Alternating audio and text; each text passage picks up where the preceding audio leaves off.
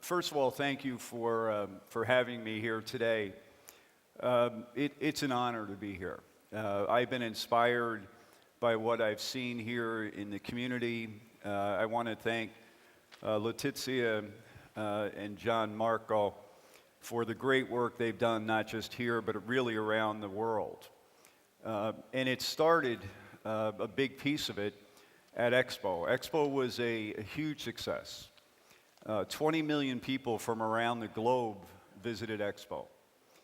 140 countries around the globe agreed upon something. Now think about in our history where 140 countries came together and agreed upon anything. And what they agreed upon was we had a necessity to feed the planet.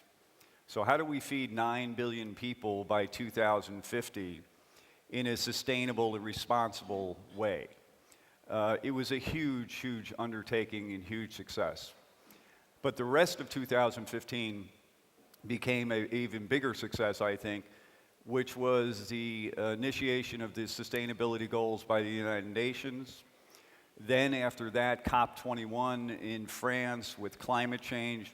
All of these issues really came together in a very timely manner where I would say for the first time in the globe, nations came together and understood the importance of feeding the planet, of climate change, of human rights around the globe.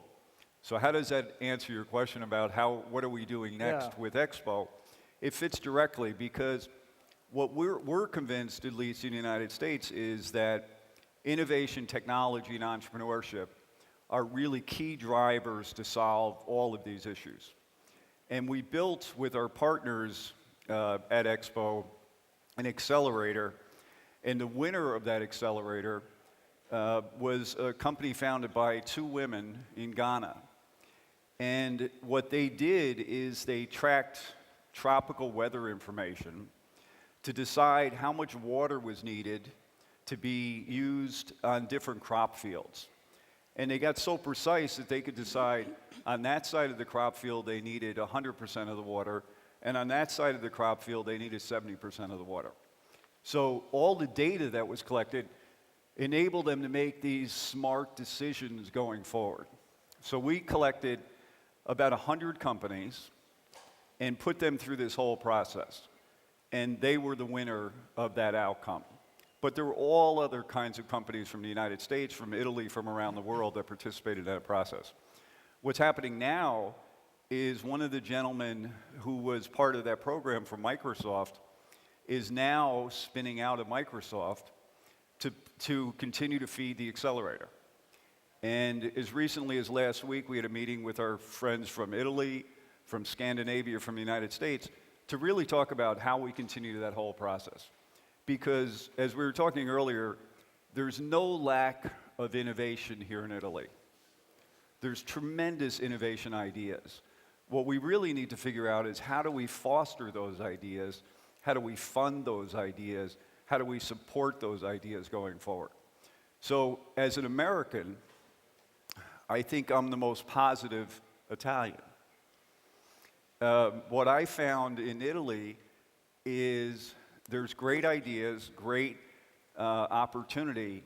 We just need to provide the fuel for those opportunities to become real and become fruitful, not just to the benefit of the Italian people, but of the world population.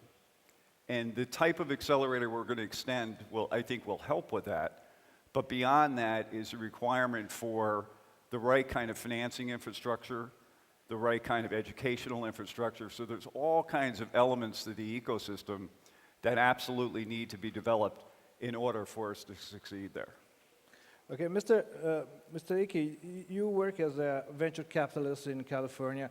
How did this experience could be useful for us, for Italy especially, because we are now living a very hard period for economic crisis and so on. So if you have to take from your experience in the Expo and your past experience in California as venture capitalist, which would be your ideas for Italy and for our growing? Sure. Cioè, ho chiesto, visto l'esperienza. He's just translating into Italian the question he just asked in English. E associata all'Expo come si possono unire queste esperienze e quali possono essere diciamo, le opportunità, le idee per l'Italia che sta attraversando un periodo piuttosto difficile. Grazie. Well, before I was a venture capitalist, I was an entrepreneur. So I had the opportunity in Silicon Valley to be part of a founding team of 3 different companies in the technology sector. And an opportunity to start those companies with a great founding team in each case, but of 4 or 5 or 6 people. We were able to grow those companies successfully. We took them public in the United States. The ecosystem that exists within Silicon Valley, we have to be honest about. This ecosystem has taken 50 years to develop, at least. And it is not going to happen overnight in Italy. But here's the difference, I think, in Italy, and this is why I'm very optimistic about the future here, is the educational system, the higher educational system that exists within Italy is on par with anywhere else in the world. The type of engineers that are educated here, that are graduated here, are as good or better than anywhere else in the world, including America. That's starting to be recognized by companies around the globe. So if you look at Apple, just announced they're going to be hiring in the South 500 engineers. IBM has just announced, as part of the legacy of Expo, they're going to build a development center on the Expo property and hire multiples of engineers there. They're not doing that because they just like Italy. They're doing it because the quality of engineering talent that exists within Italy, I think, is extraordinary. The work ethic is extraordinary. So all of those are positive things, but they only address a piece of the market, which is the larger company market. The economy in Italy and the economies in the United States are all driven by small businesses, all driven by entrepreneurship. So how do we excite the engine of entrepreneurship here in Italy? So there's a couple things, I think. But before I tell you what the secret is, I always tell people advice is free, so treat it accordingly. So my advice, just as a friend of Italy, is the infrastructure that exists here has to be broadened at the government level, it has to be broadened at the banking level, and it has to be broadened at the financial system level. And by that I mean the government needs to, I think, step in and support the development of venture capital here in Italy at every level, from seed all the way through private equity. And for that, as an investment, I think they'll see tremendous return on multiple levels.